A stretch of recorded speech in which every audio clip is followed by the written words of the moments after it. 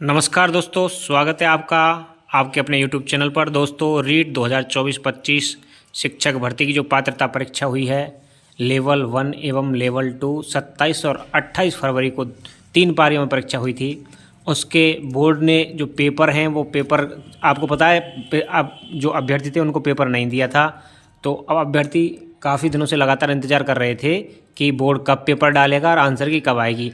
तो आपकी समस्या का समाधान हो गया है और आप सभी खुश हो जाइए। आपके लिए गुड न्यूज़ है, बहुत बड़ी खुशखबरी है। सभी के लिए पेपर और आंसर की उपलब्ध हो गई है, तो ये बहुत बड़ी खबर है।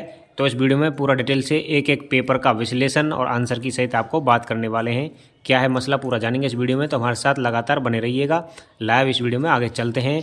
मैं चलता हूँ खेत की तरफ, वहाँ से ही आपको पूरा डिटेल से बताता हूँ। तो दोस्तों, रीट के दोनों लेवल के तीनों पारियों में जो एग्ज़ाम हुई थी उनके सभी अभ्यर्थियों के लिए हमारी तरफ से हार्दिक शुभकामनाएं एडवांस में कि आपकी पात्रता क्लियर हो और आप मेन एग्ज़ाम के लिए क्वालिफाई कर पाएँ। तो दोस्तों, हमारी तरफ से पूरी टीम की तरफ से, यूट्यूब चैनल की जो टीम है और हमारे कोचिंग संस्थान की जो टीम है उसकी तरफ से तहे दिल से हार्दिक शुभकामनाएँ। दोस्तों, आप सभी इंतज़ार कर रहे थे कि हमारा रीट का पेपर तो हो गया है, लेकिन अब हम आंसर की का मिलान कैसे करें। हमारे पास पेपर तो है ही नहीं है, तो हम अपने स्कोर कार्ड का मिलान कैसे करेंगे कि हमारे कितने प्रश्न सही हैं और कितने गलत हैं। तो इस समस्या का आपका समाधान हो गया है। आज हमने बोर्ड में जो माध्यमिक शिक्षा बोर्ड के अध्यक्ष थे महेश शर्मा, उनसे मुलाकात की है और मुलाकात करने के बाद उन्होंने बताया है जो आपकी स्कैनिंग थी आंसर शीट्स की, उस आंसर शीट की स्कैनिंग और पेपर के बारे में जो मुलाकात में उन्होंने बात बताई, उन्होंने बताया कि आपकी स्कैनिंग लगातार जारी है और 1-2 दिन में स्कैनिंग पूरी हो जाएगी आंसर की। उसके बाद आपका पेपर और आंसर की दोनों एक साथ अपलोड कर दिए जाएंगे। इसमें ज़्यादा से ज़्यादा 4-5 दिन का समय लगेगा। ये बहुत बड़ी खबर है। मात्र 4-5 दिन के समय की बात उन्होंने कही है और कुछ स्मृति के आधार पर हमारे पास पेपर भी प्राप्त हो गए हैं आपके, वो भी इस वीडियो में हम आपको बताएंगे। आप हमारे साथ वीडियो में बने रहिए। तो चलिए शुरू करते हैं। स्मृति के आधार पर प्रश्न हमें प्राप्त हुए हैं। तो दोस्तों, ये है आपका संस्कृत भाग वाला रीट लेवल 2 का पेपर। रीट लेवल 2 में संस्कृत के जो प्रश्न आए थे ये हैं।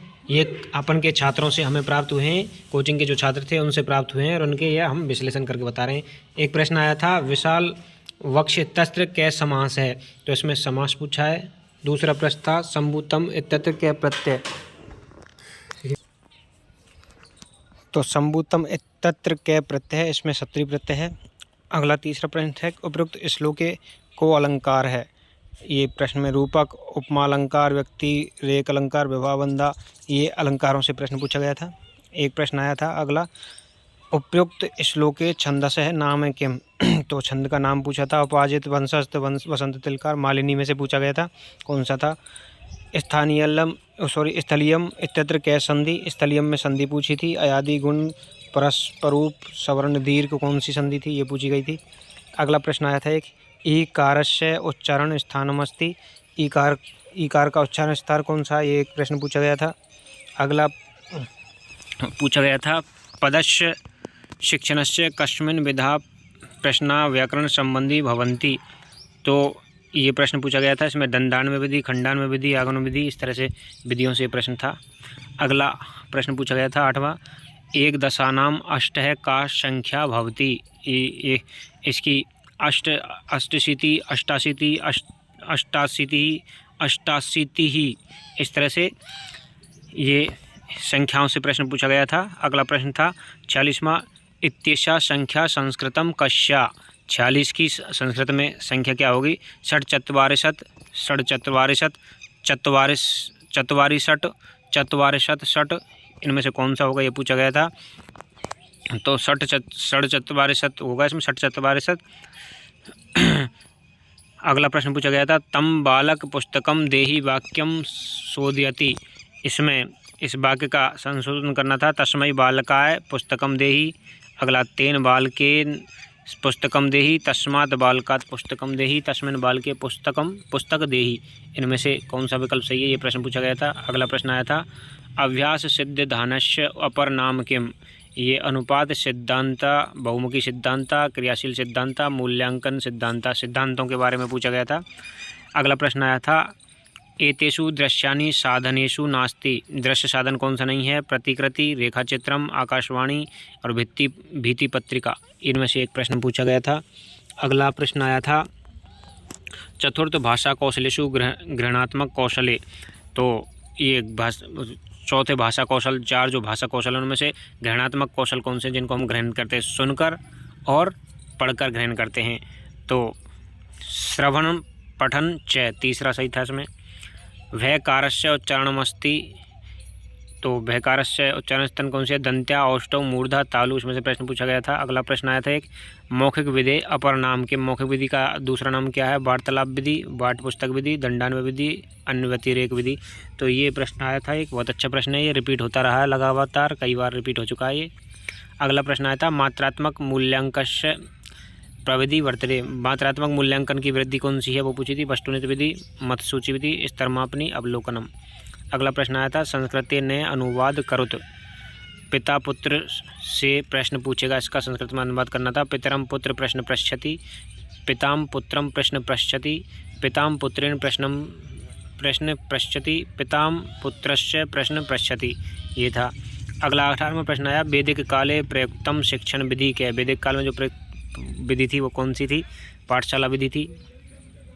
अगला प्रश्न आया था शास्त्र संरक्षणस्य प्राचीनम परीक्षा का। लिखित परीक्षा, प्रहेलिका परीक्षा, शलाका परीक्षा, प्रश्न परीक्षा। तो शलाका परीक्षा थी। अगली 20वां प्रश्न था संतोष परम ... एमा सूक्ति समुचितेन। संतोष परम सुखम, ये प्रश्न था। पुत्र है चंद्रम इच्छति इत्यस्य वाच्य परिवर्तनम कुरुत। तो इसका वाच्य परिवर्तन करना था। ए में पुत्र है चंद्रेन इष्यते, बै पुत्रेन चंद्र है इच्छते, से पुत्रेन चंद्र इष्यते, दे पुत्रेन चंद्रस्य इष्यते। ये प्रश्न, इनमें से जो विकल्प सही है उसको सही करना था। 22वां प्रश्न था त्यागे नैव इत्यत्र संधि क्या है? अयादि संधि है या यण संधि है या गुण या वृद्धि, कौन सी संधि है? त्यागे नैव, इसमें संधि का पता लगाना था।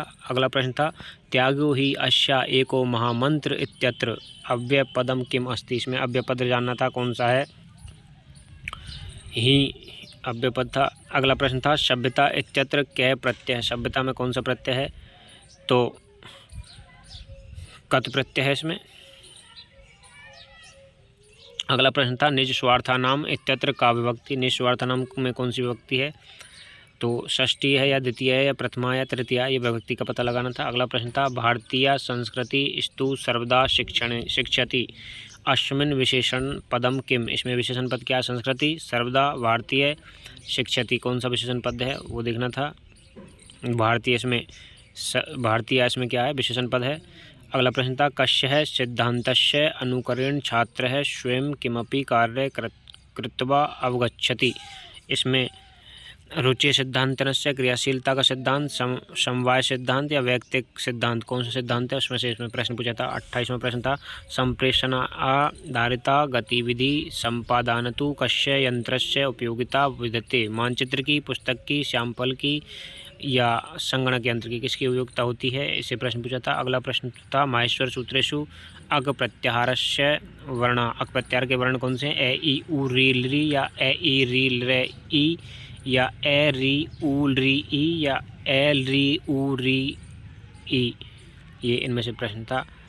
अगला प्रश्न था 30वां प्रातः 5:45 का संस्कृत में कैसे लिखेंगे? पादुन पंचवादने या सपाद षडवादने या सपाद पंचवादने या पादुन षडवादने, इनमें से कौन सा सही था? तो इस तरह से ये संस्कृत के प्रश्न थे।